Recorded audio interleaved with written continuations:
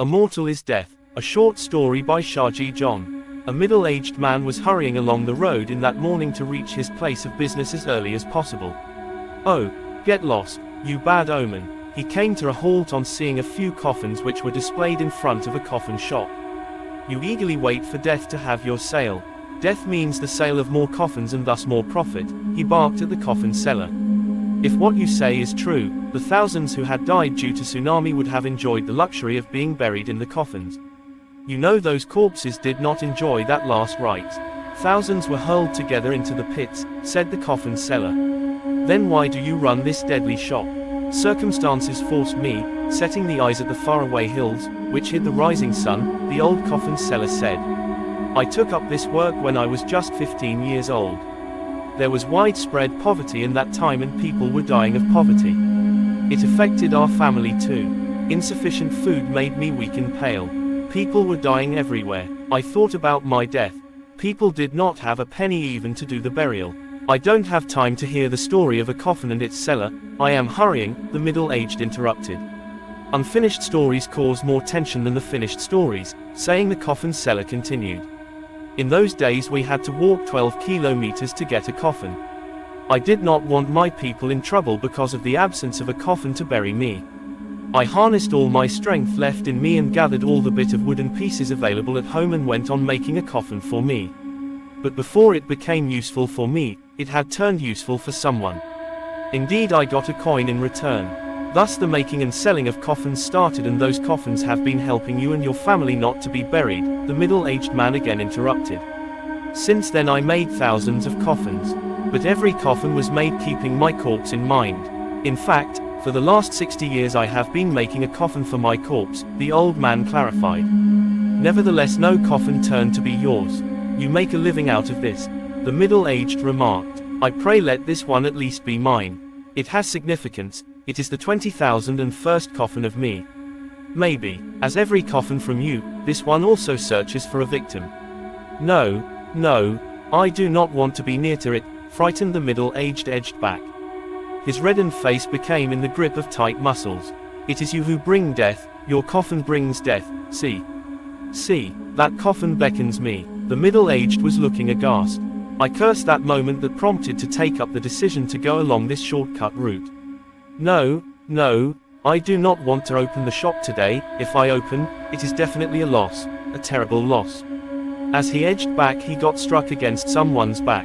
He sprang shuddered towards and confronted another man. They both stood staring at each other for a brief moment until their faces paved way for a relieved expression. Thank you gentlemen for making a turn against those terrible coffins, the middle-aged said. Same to you gentlemen, the other, a youth replied. He was a well-dressed youth. I have been searching for a fine coffin since yesterday. You have helped me to locate one. Oh, the middle-aged man threw himself back very alarmed. Now I am in between the sea and the devil. What are you murmuring? The youth inquired. Why do you need a coffin? Indeed, to bury a corpse. The youth replied. Who died in your home? None. Then for whom? For me. Ha! For the middle-aged man, it was unbelievable. He felt giddy. For you, but you are not dead. If I am dead I cannot have a coffin of my choice. It is better to choose one when one is alive. I never heard anything of this sort. Uttering these words, holding his head in his hands, the middle-aged came down onto the street. What a poor maid are these. Although attractive and smooth outside, very hard and rough inside. Why don't you stick something to the sides and the bottom for the smoothness and softness? How do you expect anyone to lie here comfortably? Inspecting each coffin the youth remarked. These are made for the deaths.